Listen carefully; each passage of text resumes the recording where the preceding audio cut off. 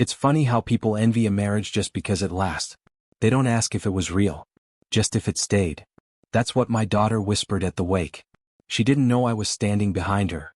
Hi everyone, my name is Lillian Monroe, I'm 66, and I was married for 41 years to a man who never truly saw me. His name was George. And now that he's gone, I have to tell this story. Because what he said in his final breath, it shattered me. But it also set me free. We were the classic couple from the outside. House, kids, anniversary photos. The Christmas cards with color-coordinated sweaters. People used to call us goals. But they didn't see the silences. They didn't feel the distance under the same roof. I was 24 when I married him. He was older, stable, respected. I mistook control for protection. He mistook compliance for love. And I stayed. I played the role perfectly. Supportive wife. Loyal. Smiling. Quiet. But deep down I was shrinking. One decision at a time. Don't take the writing job. George didn't think it was wise. Don't travel alone. George worried too much. Don't speak up. George didn't like scenes. And I told myself that was love. Sacrifice. Compromise. Until 1 week before his death, I found the old typewriter I used to keep in the attic. It still had a note tucked into the roller. A note I'd written to myself in 1986. If you don't leave now, you never will. I stared at it for hours. Then I put it back. And I cried. Because George was dying. And I was still that same girl, waiting for permission to become myself. And then, the night before he passed, he turned to me, looked me straight in the eyes, and said 7 words I never saw coming. I knew you were never truly happy. I froze. My hands were wrapped around a cold cup of tea, untouched for hours. The machines around his bed beeped softly, like they were trying to whisper instead of scream. I knew you were never truly happy. He didn't look away. His voice was hoarse but steady. There wasn't blame in his tone, just acknowledgement. And that was worse. I tried to laugh, brush it off. Don't be dramatic, George. We had a good life. He blinked, slow and heavy. We had a long life. That's not the same. Silence fell between us and I couldn't meet his eyes. Because deep down I knew he was right. We hadn't fought in years, but that wasn't peace. That was silence. Polite distance. We hadn't shared a dream since our youngest graduated. We hadn't made a spontaneous decision since Reagan was president. And every time I thought about bringing up how lonely I felt, how invisible I'd become, I convinced myself it was just me. That I was ungrateful. Now he was lying there, pale and thinning, more fragile than I'd ever seen him, and suddenly, it was him telling me the truth. I wanted to ask you once, he murmured, what you really wanted out of life. But I didn't. I was afraid the answer wouldn't include me. I felt something rupture inside me. Not anger. Not grief. Just years of compressed silence finally expanding. I whispered, I don't think I ever knew. I forgot how to want something. He nodded. I know. And I'm sorry. You made yourself small for me. I let you. The monitor beeped a little faster. I wanted to say something comforting. Something soft. But all I said was, why are you telling me this now? He didn't answer. He just reached out, slowly, and placed something in my hand. A folded piece of paper. It was old, the paper yellowed at the folds, fragile like him.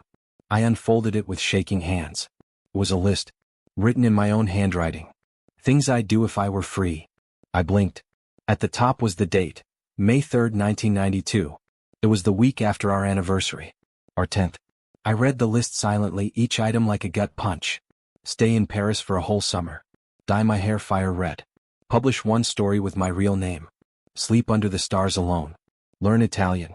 Say no without guilt. Be touched gently, not just out of duty. Dance barefoot at sunrise. Be asked, not expected. There were more. Tiny, aching dreams I hadn't thought about in decades. Some felt foreign now. Others still burned. I looked up and George was watching me. His eyes shimmered, not with sickness, regret. I found it a few years ago, he said. In the back of your closet. I read it 3 times before I realized it wasn't meant for anyone but you. I wanted to be angry, he'd invaded something private. But I wasn't. I was sad. So sad. You kept it? I asked. I kept it because I needed to believe you'd still do them, he said softly. Even if it wasn't with me. Tears hit my cheeks before I even felt them fall. I was scared, I admitted. I thought if I started chasing those things I'd lose you. You lost yourself instead, he whispered. And then his voice dropped lower. There's a red folder in my study. Bottom drawer. Left side. I frowned. What is it? He smiled faintly. A secret I was saving. One I think you deserve to see. The monitor beeped again. Steady but slower. And suddenly I wasn't ready for him to go. That night I didn't sleep. The hospice room was quiet, save for the rhythmic breathing machines and the distant ticking of a wall clock that seemed to mock me with each second that passed. I held George's hand as he drifted in and out of sleep, his grip weakening, fingers cold. At sunrise I drove home and walked straight into his study. The red folder was exactly where he said it would be. I stared at it for a long time before touching it, like it might vanish if I moved too fast. Inside were 3 things. The first, a brochure for a small writing retreat in upstate New York. Dated last year. My name had been scribbled in his handwriting across the top with a note. You should go. They'd be lucky to have you. The second, a flight itinerary to Rome. Booked for 1 person. Open-ended return. The third, a check. $10,000. Signed, dated, and labeled, "For Lillian's Freedom Fund." My breath caught. I sank into his old leather chair and just stared. My husband, the man who once told me solo travel is dangerous, and writing won't pay the bills, had done this. Quietly. Silently. And too late. He had known. Not just that I wasn't happy, but what I had buried to make things work. And this was his way of saying sorry. Not with flowers. Not with words. But with permission. Except that's what broke me the most. Because I didn't need his permission. I never did. I only thought I did. And I'd spent 41 years waiting for a green light that was always inside me. I closed the folder. Took a deep breath. And then my phone rang. It was the hospice. George was gone. I didn't cry, not then. Not when they said, "He passed peacefully." Not when I held his wedding ring in my palm. Not even when I saw the empty bed, sheets folded, his favorite blanket gone. The tears came later when I was home, standing in the laundry room. I reached into the dryer and pulled out one of his sweaters, still warm from the cycle. I buried my face in it and finally let the sobs out, ugly, shaking, choking sobs. Not just for his death but for the life I never lived beside him. The funeral was exactly what George would have wanted. Formal. Respectable. No outbursts. No messy emotions. People lined up to say things like, "He was a great man, you two were perfect, such a solid marriage." And I smiled. I nodded. I played my role like I always had. But inside I was screaming. Because they didn't know the truth. Not the full one. George was many things. Reliable, yes. Loyal. Protective. But also a distant. Guarded. More comfortable with control than with intimacy. He didn't hit me. He didn't cheat. But sometimes neglect is quieter, and just as cruel. And I, Lillian Monroe, had allowed it. I made myself invisible in service of peace. I stopped asking to be seen because it was easier than hearing no. But now I had the red folder. His words. The truth. And no more excuses. A week after the funeral, I made my first decision as just me. Not as Mrs. George Monroe. Not as someone's wife. I booked the Rome flight. No return date. I packed light.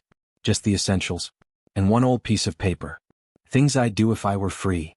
It was time to see if I still could. Rome was chaos and color and life. Horns honking. Strangers arguing over espresso. The smell of garlic and roasted tomatoes curling through narrow alleys. I hadn't realized how long it had been since I'd felt uncomfortable in a good way. I stayed in a tiny pensione with peeling wallpaper and balconies full of drying laundry. The woman at the front desk, Carla, wore eyeliner like armor and called me Bella every morning. On my 3rd night, I walked to the Trevi fountain alone. I stood there for almost an hour, watching couples kiss, teenagers pose, elderly men feeding pigeons. Everyone belonged to someone. Except me. And for the first time in my life, that didn't feel like failure. It felt like space. That week I checked the first item off the list. I sat in a cafe, ordered red wine at noon, and pulled out a fresh notebook. I wrote my first short story in 32 years. Under my real name. I didn't apologize for it. Didn't ask if it was good enough. Didn't wait for approval. I just wrote. By the end of the week, I'd bought a cheap train ticket and headed north. Florence. Venice. A little village near Tuscany. I wandered markets. Learned how to ask for cheese in Italian. I even danced, barefoot at sunrise, outside a vineyard, laughing like I was drunk on more than just wine. And in every quiet moment I thought of George. Not with anger. Not even with grief anymore. But with something I never expected, clarity. He had given me the gift too late. But I could still use it. He didn't get to see this version of me. But I did. And for once that was enough. 3 months into the trip, I was sitting on the balcony of a guest house in Cinque Terre, scribbling edits onto a draft I planned to submit to a magazine. The sea stretched endlessly before me, and the breeze smelled like lemons and salt. A bird landed on the railing, staring at me like it had a message. I laughed out loud, really laughed, for the first time in years. I reached into my bag and pulled out the folded list. Things I'd do if I were free. 7 down. 3 to go. One of them was, be touched gently, not just out of duty. It hit differently now. George and I had been intimate but rarely tender. He wasn't cruel, just closed. I spent decades yearning to be held with softness, like I was something breakable and precious. Now, at 66, I wasn't looking for romance. But I wanted connection. Real, raw, mutual care. So I started allowing it, in conversations with strangers, in shared meals with women at the retreat, in the way Carla kissed my cheek each morning like we were old friends. I didn't need a man to check that box. I just needed to feel seen again. And I did. One night, a fellow writer named Miriam read my story and cried. She touched my arm and said, "You wrote me. You don't know me, but you wrote my life." That was it. That was the kind of touch I'd been waiting for all along. It wasn't about physical closeness. It was about emotional intimacy. About resonance. About being known. I slept soundly that night, the list on my bedside table, one item left unchecked. And when I woke up the next morning, I knew exactly where I had to go to finish it. And who I had to face to do it. I flew back to the States 6 months after George died. My hair was longer, streaked with silver. My skin tanned from Mediterranean sun. I felt older and newer at the same time. The final item on the list wasn't exotic. It simply read, "Say what I've always been afraid to say." I knew exactly who I needed to say it to. My daughter, Rachel. She was always closer to George. Admired his discipline, his certainty. I was the background parent, the one who signed forms, cooked dinners, handled the daily noise. She once told me, "You were always kind, Mom." But Dad was the strong one. That stayed with me, stung deeper than she knew. I met her at a quiet cafe near her work. She looked tired, balancing a toddler, a demanding job, a distracted husband. I saw echoes of myself in her shoulders. I waited until our coffee cups were nearly empty. Then I said softly, "Rachel, I spent 41 years thinking love was silent endurance. That being good was the same as being present. I don't want that for you." She blinked. "What do you mean?" I stayed small. I made myself likable instead of whole. I want more for you than that." Her eyes filled. She reached across the table and gripped my hand. "I already feel myself shrinking," she whispered. We sat there for a long time, holding hands, two women finally meeting without roles, just truth. Mother to daughter. Woman to woman. And that was it. The final item, checked. I still keep the list. Framed now. Not as a relic of what I missed, but proof of what I reclaimed. George was right. I wasn't happy. But I am now. Not perfectly. Not always. But fully. Fiercely. Finally.